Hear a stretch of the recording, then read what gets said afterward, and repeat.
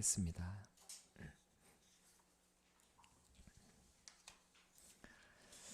빌립보서 1장 27절에서 30절까지의 말씀입니다. 한 절씩 교독하겠습니다. 오직 너희는 그리스도의 복음에 합당하게 생활하라. 이는 내가 너희에게 가보나 떠나 있으나 너희가 한 마음으로 서서 한 뜻으로 복음의 신앙을 위하여 협력하는 것과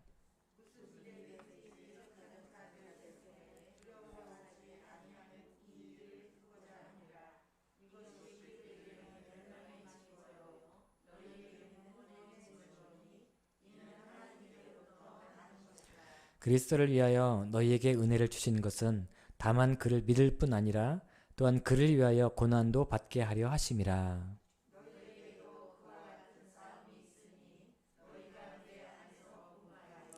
이제도 내 안에서 듣는 바니라. 아멘. 할렐루야. 기쁘십니까? 아멘. 저는 한 주 동안에 굉장히 많이 기뻤습니다. 네. 마음이 너무 기쁘고 또 주의 은혜로 너무 감사하는 그런 하루하루의 시간인 것 같습니다. 여러분들, 우리가 주님과 동행하면 그 어느 곳에 있든지 우리가 날마다 기쁨이 넘치고 감사함이 막 샘솟듯 솟아오르는 줄 믿습니다. 날마다 주님 주시는 기쁨과 감사함으로 우리가 이 땅을 승리해 나가시는 여러분들의 삶이 되시길 주의 이름으로 축복합니다.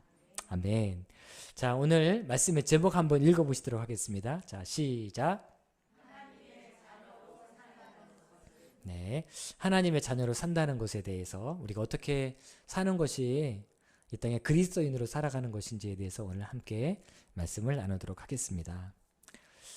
오래전 한국 교회에 철학기도회가 한창 번창이라는 단어가 좀 그러네요. 한창 부흥의 막 불길이 철학기도에 막 붙었을 때 있었던 일이랍니다. 한 번은 철학기도가 유명한 어느 교회에 한 기자가 취재차 방문을 했다라는 거예요.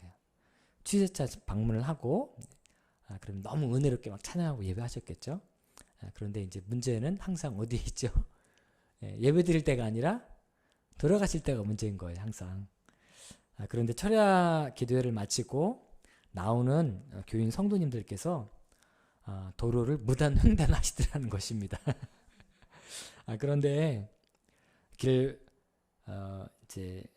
육교가 바로 옆에 있음에도 불구하고 차를 건너편에 세우고 오신 거예요. 육교가 있음에도 불구하고 내가 조금이라도 운동해서 건강해지면 안 되겠다라는 생각이 가졌던 것 같습니다. 그래서 무단 횡단을 이렇게 하시는 모습을 이 취재 기자가 보았다라는 거예요. 그러면서 기자는 철학기도 하면 무엇 하느냐 라는 그런 투에 조롱 섞인 기사를 썼다라고 이렇게 이야기를 하더라고요. 그런 말 들어도 싸지요? 네, 우리의 삶이 우리가 이런 경우가 종종 있습니다. 사실 우리가 그리스도인 것은 삶으로 드러내야 되거든요. 우리가 그리스도인 것은 예수 믿지 않는 분들은 잘 몰라요. 그분들이 교회 안 오셔가지고요. 교회를 오셔야 제가 교회 다니는 사람인지를 알잖아요. 그런데 그 사람들은 교회를 안 다니거든요. 교회 안 다니는 분들이 내가 교회 다니는 사람인지를 어떻게 확인할 수 있겠어요? 세상 속에서. 우리 확인시켜주는 게 우리가 해야 될 일이거든요. 그래서 주님께서 너희는 빛되며 소금되라고 이렇게 말씀하셨거든요. 여러분들, 우리는 마치 어떤 사람과 같냐면 우리는 왕의 자녀와 같음을 우리가 꼭 기억해야 합니다. 흔히 그리스도인의 삶을 거지와 왕의 자녀의 삶으로 비유해서 그렇게 비유로 많이 이야기를 합니다. 우리가 옛날에는 거지였어요. 한 거지가 있었습니다. 그런데 이 거지는 어디서 자죠? 그냥 주무시고 싶은 데서 주무시는 거예요. 그리고 옷 걸치고 싶은 거 아무거나 걸치시고, 그리고 먹는 것도 아무거나 이렇게 드시면서 씻지도 아니하시고 그렇게 살아가는 한 거지가 있었다라는 것입니다. 그런데 어느 날 왕의 신하가 이 거지를 찾아온 거예요. 그리고 출생 비밀을 이야기해 주었습니다. 그것은 무엇이냐면, 거지, 당신은 원래 왕의 자녀였습니다. 그런데 적군이 공격해오는 바람에 왕의 자녀인 당신을 살리기 위해서 거지처럼 밖에서 살게 했던 것입니다. 라는 이런 출생의 비밀을 듣게 됩니다. 그리고 이제 이 거지가 왕궁으로 들어가게 되는 것이죠. 흔히 그리스도인의 삶을 이렇게 표현을 하고 있어요. 우리는 옛날에 주님을 알지 못했을 때 거지처럼 살았어요. 죄 지으면서 세상 속에서 죄의 덩어리로 덕지덕지 이렇게 살았던 것이죠. 그런데 이제는 우리는 왕의 자녀, 하나님의 자녀가 되었다는 거예요. 그런데 중요한 것은 우리가 왕궁에 들어간 것이 참 중요하기도 하지만, 그런데 왕궁으로 들어간 것으로 끝나는 게 아니라는 것이에요. 무엇을 벗어버려야 돼요? 거지의 습관을 벗어버려야 돼요. 왕궁에 들어오셨으면 왕궁에 침대가 얼마나 큰 침대, 좋은 침대가 있겠어요. 그런데 그 침대에서 주무셔야 되는데 이 거지님께서 화장실에서 주무시는 거예요. 그럼 어떡합니까 도대체? 왕궁에 들어오셨으면 왕의 자녀처럼 살아가야 되잖아요. 침대에서 주무시면 되는 겁니다. 화장실에서 주무시는 게 아니고. 그리고 먹고 싶을 때 마음껏 먹어도 되고, 이제는 손으로 드시지 않아도 돼요. 왕궁의 식탁에는요, 포크, 나이프, 젓가락, 내가 쓸 수 있는 갖가지 금으로 만든 그런 도구들이 다 있어요. 그걸로 품위 있게 드시면 되는 거예요. 예전에 드시던 것처럼 손으로 그냥 대충 이렇게 드시지 않아야 된다는 것입니다. 이것이 여러분들 우리의 그 근본이 바뀌었잖아요. 우리는요, 하나님의 자녀가 되고 왕의 자녀가 되었어요. 그렇다면 왕의 자녀가 된 합당한 삶을 살아가야 한다는 것입니다. 우리가 합당한 삶을 살지 않냐고 여전히 거짓처럼 살아가면 우리는 정말 그리스도인의 삶이 아니라는 것을 꼭 잊지 말아야 한다는 것입니다. 사도 바울은요, 우리에게 우리가 그리스도인이라면 복음에 합당한 삶을 반드시 살아야 한다. 너희가 하나님의 자녀가 되었으면 하나님의 자녀가 된 정확한 합당한 삶을 살아야 되고, 복음을 받았느냐? 그럼 복음을 받은 합당한 삶을 살아야 실제 그리스도인이라고 우리에게 가르쳐주고 있습니다. 우리 27절의 말씀인데요, 여러분들의 성경을 보시고 한번 읽어보시겠습니다. 자, 시작.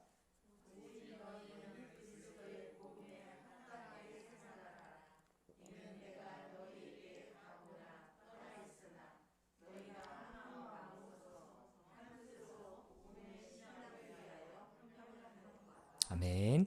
오직 너희는 그리스도의 복음에 합당하게 어떻게 하라고요? 생활하라고 돼 있어요. 생활. 여러분들, 우리가 살아가는 아침에 일어나셔서 그 다음에 여러 가지 일들을 보시고 저녁에 잠자리에 드는 것을 우리가 생활한다라고 얘기해요. 우리가 그리스도의 복음에 합당하게 생활하라고 권면을 하고 있다는 것입니다. 그런데요, 이 생활이라는 말은요, 각주에 보면은 시민 노릇을 하라라고 되어져 있어요. 그러니까 천국 시민답게 살아가라, 이렇게 말을 하고 있는 것입니다. 이 표현은요, 누구와 비교해서 말씀하고 있는 거냐면, 그때 당시에 로마 시민권을 가지고 있는 사람들과 비교해서 하는 말씀이에요. 그때 당시에 로마 시민권을 빌립보는 로마의 식민지였습니다. 그리고 당연히 로마의 시민권을 가진 사람은 그때 당시에 최고의 대우를 받았었어요. 로마의 시민권을 가지고 있는 사람들은요, 보호를 받았고, 그리고 로마의 풍습을 따라 살았고, 로마의 시민이 아닌 사람들은 야만인처럼 여겨졌습니다. 그래서 로마의 시민권을 가지고 있는 사람은 어깨가 이렇게 펴졌을까요? 아니면 쪼그라들었을까요? 그때 당시에는요, 로마의 시민권을 가지고 있다, 그럼 어깨 피고 사는 거예요. 어깨 피고 사는데 어깨만 피고는 것으로 끝나는 것이 아니라 함부로 살지 않았습니다. 내가 로마 시민인데 라고 생각하면서 그에 합당한 프라이드를 가지고 살았어요. 그런데 사도 바울이요, 이 로마 시민권을 가지고 있는 사람들과 비교해서 설명을 하는 겁니다. 이런 거예요. 그리스도인들이요, 로마 시민들을 보십시오. 저 사람 이 땅의 시민권을 가지고 있는 사람들인데 그 시민권을 가지고 있는 것만으로도 어깨를 피고 그것에 합당한 로마 시민에 합당한 삶을 살아가지 않습니까? 하물며 하나님의 자녀인 우리인데 우리는 하늘의 시민권을 가지고 있잖아요. 아니 저 사람들과 비교해서 우리가 저 사람들보다 훨씬 더 복음에 합당한 삶을 살아야 되지 않겠습니까? 라는 의미가 담겨져 있는 말씀이 바로 이 말씀인 것입니다.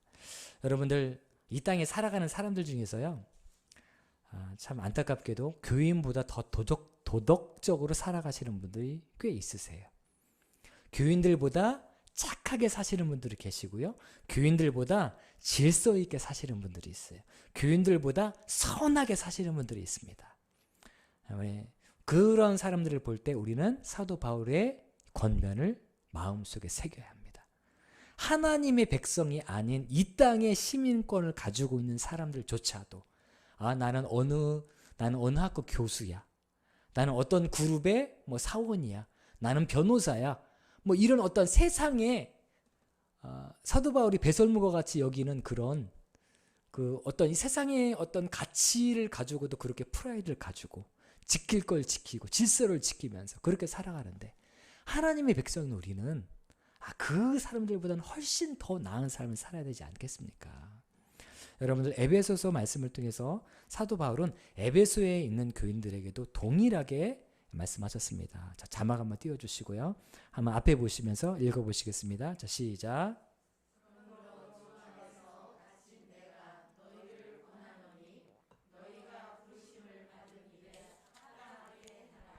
아멘.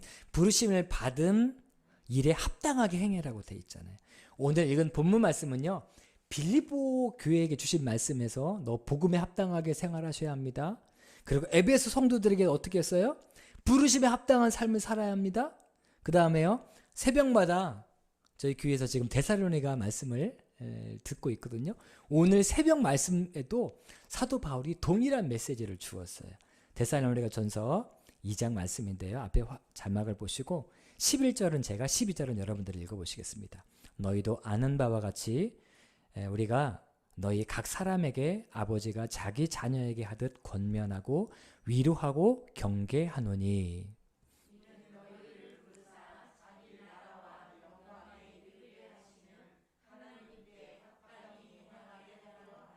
아멘. 너희를 부르사 자기 나라와 영광에 이르게 하신 하나님께 합당하게 행하게 하려 하심이라. 똑같은 말이에요. 데살로니가 있는 교회 성도님들 가운데도 동일하게 얘기하는 거예요. 그러니까 사도 바울은요, 이 땅에 있는 모든 교회에게 동일하게 권면을 하고 있는 것입니다. 우리가 복음을 받았느냐, 십자가의 은혜로 말미암아 구원받고 하나님의 자녀가 되었느냐, 그에 합당한 삶을 살아가는 것입니다. 이것이 바로 우리에게 주시는 권면인 거예요. 그런데 우리는 그에 합당한 삶을 살지 못하는 경우가 종종 많이 있는 것을 보게 됩니다. 참으로 안타까워요. 저희 교회는 안 계신 것 같은데요. 제가 몇 번이나 소개해드린 그분이 있습니다. 그분 너무너무 안타까워서 제가 말씀을 드리는 거예요. 한 교회에 다니시는데 찬양대에서 봉사하시는데 찬양대에서 만나는 사람마다 돈을 꿔가지고 그 돈으로 자기 집을 사고 그 돈으로 자기 자녀 결혼을 시키는 거예요. 자기 자녀 결혼시키는데 아파트를 한 채씩 떡떡 사주시는 거예요. 그리고 자기는 좋은 차 몰고 다녀요. 그런데 돈을 꿔주신 성도님들이 교회 안 다니신 분도 아니고요. 한 교회에서 찬양대로 봉사하시는 성도님들이 이제 제 돈 주세요 라고 얘기하면 돈 없어요 라고 얘기하는 거예요. 정말 가슴이 찢어지는 것 같습니다. 제 가슴이 찢어지는데 아마 주님 가슴은 피멍이 드시지 않았을까, 가슴을 치시는 바람에 피멍이 들지 않으셨을까 하는 생각이 듭니다. 여러분들, 그리스도인이 된다라는 것은요, 삶의 주인이 바뀐다라는 거예요. 그냥 교회 다닌다는 것이 아니고 내 삶의 주인이 바뀌는 거예요. 주인이 바뀌셨는데 내 삶의 주인께서 너 그렇게 살지 말아라 라고 말씀하신다면 분명히 말씀하실 거잖아요. 그러면 그대로 살아내야 되는 것 아니겠습니까? 우리가 이 말씀을 꼭 기억해야 한다는 것이죠. 사도 바울은요, 우리가 하나님의 복음을 받은 사람의 삶으로 살아가야 된다라고 권면하면서 우리가 조금 더 구체적으로 구원받은 사람들이 살아내야 될 삶에 대해서 여러 가지 삶이 있지만 그 중에서 오늘 본문 말씀을 통해서 우리에게 가르쳐주는 그런 삶이 있습니다. 자, 27절과 28절인데요. 20절 보시겠습니다. 오직 너희는 그리스도의 복음에 합당하게 생활하라. 이는 내가 너희에게 가보나 떠나 있으나 너희가 한 마음으로 서서 한 뜻으로 복음의 신앙을 위하여 협력하는 것과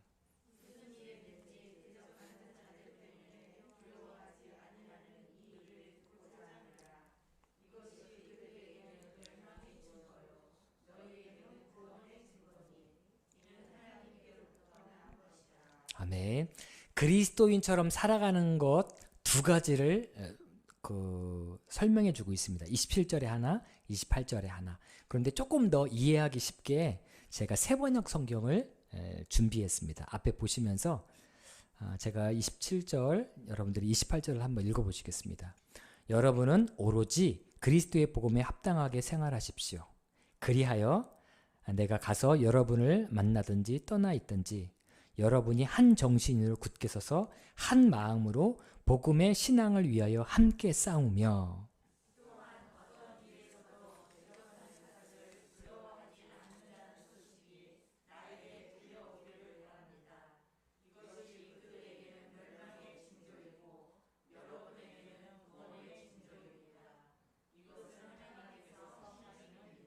아멘.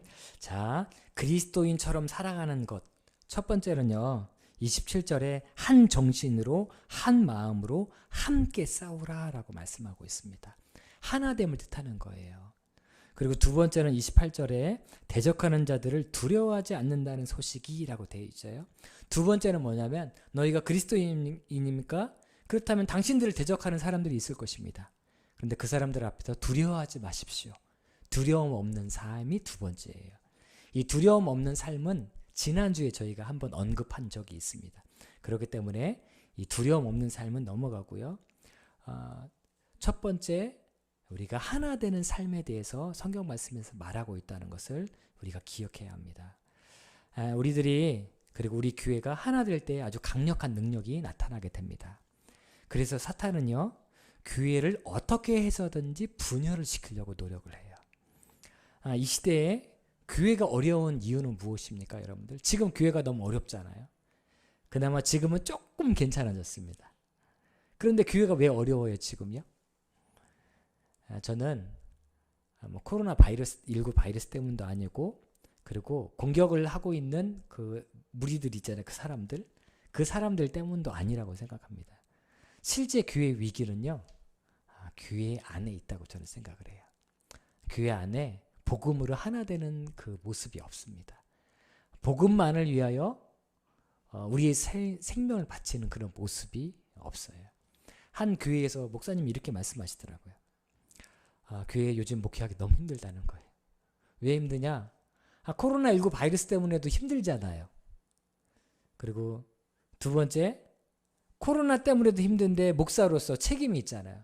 이것을 성도님들을 오시게 하셔야 되는 건지, 마시게 하셔야 되는 건지, 온라인으로 방송을 해야 되는 건지, 말해야 되는 건지, 이런 어떤 결정해야 되는 순간들이 계속해서 순간적으로 계속해서 발생하잖아요.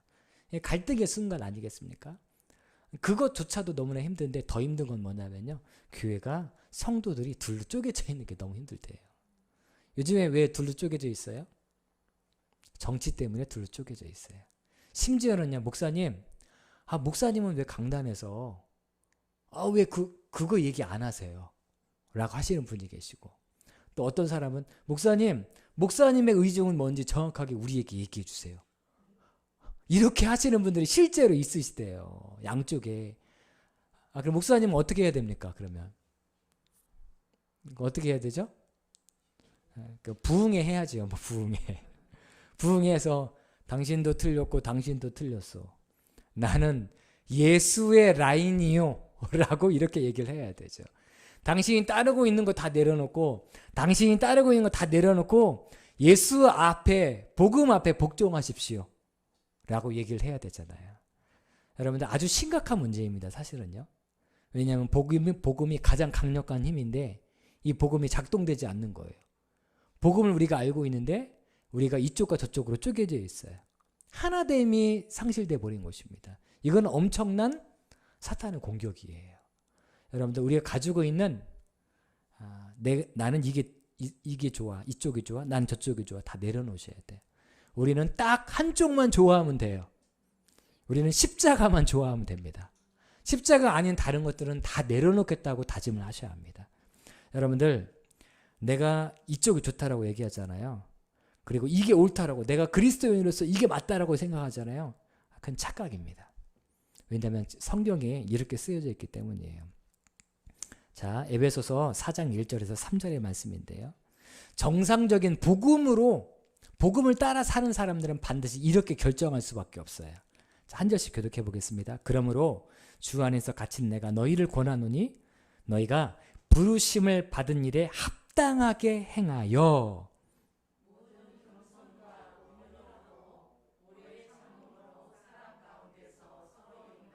함께 읽겠습니다.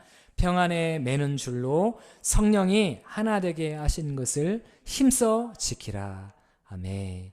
여러분들 우리가요 진짜 신앙생활 하는 사람이라면 성령께서 하나 되게 하신 것을 힘써 지킬 수밖에 없습니다. 그런데 이 하나 되게 하신 것을 힘써 지키려면 뭐가 있어야 돼요? 2절 보니까 힘써 지키기 위한 필요한 조건들이 있어 여기에. 뭐가 필요해요? 첫 번째, 모든 겸손이 필요해요. 겸손이 뭡니까? 낮아지는 거죠. 이쪽에 서서 내가 얘기하는 게 맞아 라고 얘기하는 순간 하나됨이 깨지는 거예요. 물론 성경적으로 봤을 때 절대로 이건 진리입니다. 진리이기 때문에 이건 놓치면 안 되는 부분들이 있어요. 뭐 낙태의 문제라든가 뭐 동성애 문제라든가 이거는 우리가 타협할 수 없습니다. 복음 이 성경 안에 나와 있는 정확한 하지 말아야 될 부분이 있기 때문이에요. 그러나 이것을 범하는 사람이 있을지라도 그 사람을 우리가 겸손함으로 온유함으로 그리고 오래 참음으로 우리의 참음이 들어있잖아요. 그리고 서로 용납함으로 여러분들 내가 이쪽에 서 있을 때 내가 얘기하는 게 맞아 라고 얘기할 때 그 말을 하실 때 뭐가 있는지를 확인해야 되냐면 내 안에 겸손이 있는지 온유가 있는지 오래 참음이 있었는지 그리고 저 사람을 용납하는 마음이 있는지를 확인하셔야 돼요. 이게 없이 두수를 불끈 쥐고 이러고 있으시면 그건 하나님의 뜻이 아닙니다. 반드시 주님의 뜻은 이 앞에 있는 2절의 전제 조건이 반드시 있어요. 내가 이 2절의 마음이 내 마음속에 가득해요. 그러는 가운데에서 내가 이쪽에서 이야기를 한다. 그러면 그렇게 얘기하셔도 됩니다. 그러나 얘기하실 때 나는 이 생각이 있고 당신은 이 생각이 있지만 우리 주님의 생각은 무엇인지 우리 다시 한번 물어보고 기도해 보십시다 라고 하셔야 합니다. 이 하나됨의 역사가 굉장히 중요해요. 여러분들 이 땅에 우리 교회 이미 하나 되고 있고요. 이 땅에 있는 교회가 하나 되면요 엄청난 역사가 일어납니다. 여러분들 지금 한국교회가 왜 지금 막 두들겨 맞고 있어요? 네, 다 따르국법이에요. 단체들 이런 단체 저런 단체 이런 단체 서로 내가 짱해 드시겠다고 이런 단어 써서 죄송합니다. 내가 서로 위에 올라가서 뭐 한번 해보겠다고 그거 내려놔야 돼요. 그렇지 않으니까 이게 하나됨이 없고 단체들은 많은데 이것에 대해서 무엇인가 정부 쪽이라든가 뭐 매스컴 쪽이라든가 무엇인가 얘기할 때 대표성 있는 사람이 없잖아요 지금. 왜냐하면 다 내가 대표거든요. 겸손함이 없으세요. 그러니까 이렇게 문제가 되는 것입니다. 자, 첫 번째는 하나됨을 하나님께서 말씀하셨어요. 너희가 진짜 예수님 믿고 있느냐? 그럼 너희들이 하나됨을 지키고 있는지 확인해라. 두 번째, 너희가 예수님을 믿고 있느냐? 너희들을 핍박하고 박해하는 사람들 앞에서도 두려워하지 말아라. 그리고 세 번째, 마지막인데요. 사도 바울은 이 삶을 우리에게 이야기를 합니다. 29절 한 절만 한번 읽어보시겠습니다. 29절입니다. 시작. 그리스도를 위하여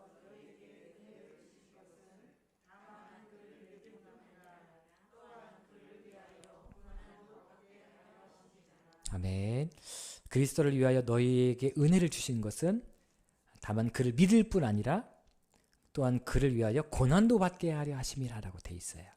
이 말씀을 제가 세번역 성경으로 한번 찾아봤는데요. 세번역 성경으로 읽으니까 조금 더 명확하더라고요. 자, 29절만 한번 읽어보시겠습니다. 세번역 성경. 네, 더 하나 넘겨주세요. 29절에. 네, 29절만 읽겠습니다. 자, 시작.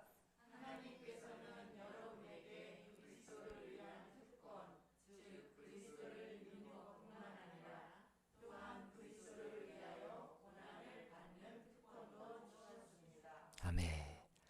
이 특권을 안 받았으면 좋겠는데, 보니까요, 하나님께서 우리에게 특권을 주셨다는 거, 두 개의 특권을 주셨다는 거. 첫 번째는 그리스도를 믿는 특권.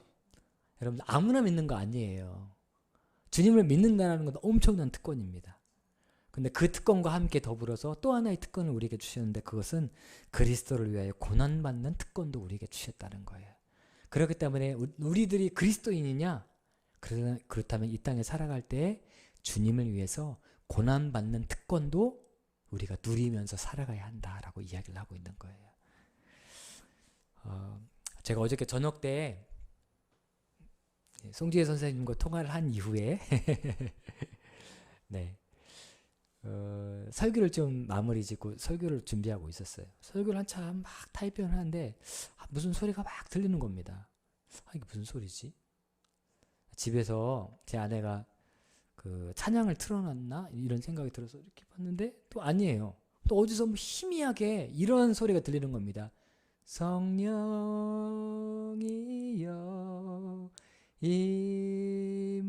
임하소서. 희미하게 들리는 거예요. 뭐지? 밖에서 어떤 집에서 예배하고 계신가? 뭐 이런 생각이 드는 거죠. 그래서 제가 창문을 딱 열어봤어요. 그랬더니 들리더라고요. 실제로 밖에서 찬양이 들려요. 그래서 제가 저녁에 설교 준비를 하다 말고 누군지 찾아봐야 되겠다 생각이 들어서 밖으로 나갔어요. 신발 신고 옷을 좀 따뜻하게 입고 막 걸어갔습니다. 어디지? 어딘가 봤더니요, 가연초등학교 앞에, 저 앞에 나무가 하나 있는데 거기 동그랗게 이렇게 벤치가 하나가 있습니다. 가연초 여기 앞에요. 근데 거기에 시커먼 옷을 입은 청년들이 기타를 치면서 찬양을 하고 있더라고요. 할렐루야. 여러분들, 이때에 찬양을 한다는 것은 엄청난 그 담대함 아니겠습니까? 여러분들, 코로나 걸리는 거 두렵지 않은 거예요. 그리고 여러분들, 장기동이 이 복음 증거하기에 아주 좋은 곳은 아닙니다, 사실은. 네. 사람들이 볼 때에 어떻게 생각을 하겠어요? 그 청년들을 볼 때에 어쩌면 손가락질을 할 수도 있고 결코 따뜻한 시선으로 바라보지는 않을 거예요. 이 시대에, 지금 코로나도 끝나지 않았잖아요. 그 시대에 찬양을 하면서 저쪽에서 청년들이 함께 예배하고 있다는 것은, 여러분들, 이것은요, 고난을 감수하고 그 자리에 나간 거예요. 저는 그 청년들을 보면서 마음이 너무 뜨겁더라고요. 야, 아직 소망이 있구나.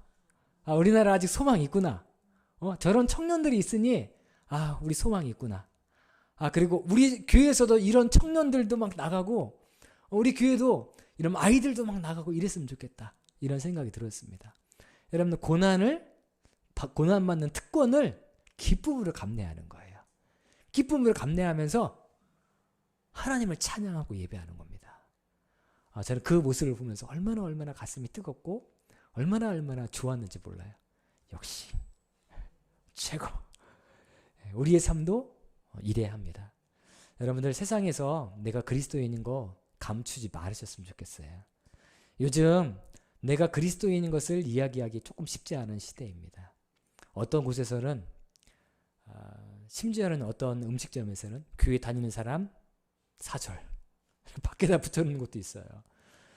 회사에서 당신 교회 다녀? 교회 다녀 안 다녀? 지난주 교회 갔다 왔어 안 갔다 왔어를 묻는 그런 시대로 우리가 살아가고 있어요. 여러분들, 이때 담대하셔야 합니다. 그냥 다녀오기는 했는데요, 이렇게 얘기하지 마세요. 저 지난주에 하나님 예배하고 왔습니다. 당당하게 얘기하세요. 왜 이런 때 예배해? 사람을 변화시키고 사람을 살리는 것은 복음밖에 없습니다. 교회밖에 없습니다. 이 세상에 누가 엄청난 죄인들이 하나님 앞에 돌아오는 그런 변화를 누가 줍니까?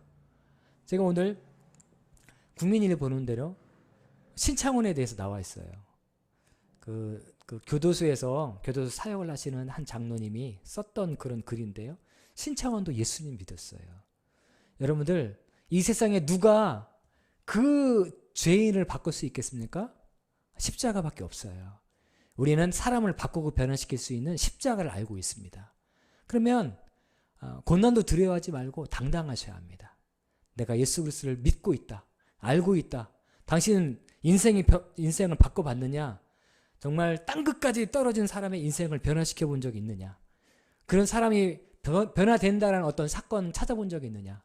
교회 오면은 그런 역사가 일어난다. 난 그래서 교회 간다라고 얘기하십시오. 이것이 바로 복음에 합당한 삶을 살아가는 것임을 여러분 잊지 마시기 바랍니다.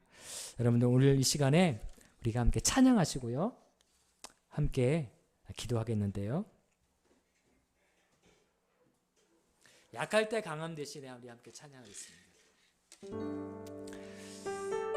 여러분들, 우리가 그리스도인답게 살아가는 것은 쉽지 않습니다. 그리고 고난과 핍박이 있는 시대 속에 우리가 그리스도인인 것을 나타내는 것도 쉽지 않아요. 그러나 우리가 약한 그때에 주께서 은혜 주시고 우리를 강하게 하시면 우리가 세상을 이길 수 있게 되는 줄로 믿습니다. 여러분들, 주님이 주시는 힘으로 그리스도인답게 살게 해 주시옵소서. 우리가 이렇게 믿음으로 고백하고 함께 기도하는 시간 갖도록 하겠습니다.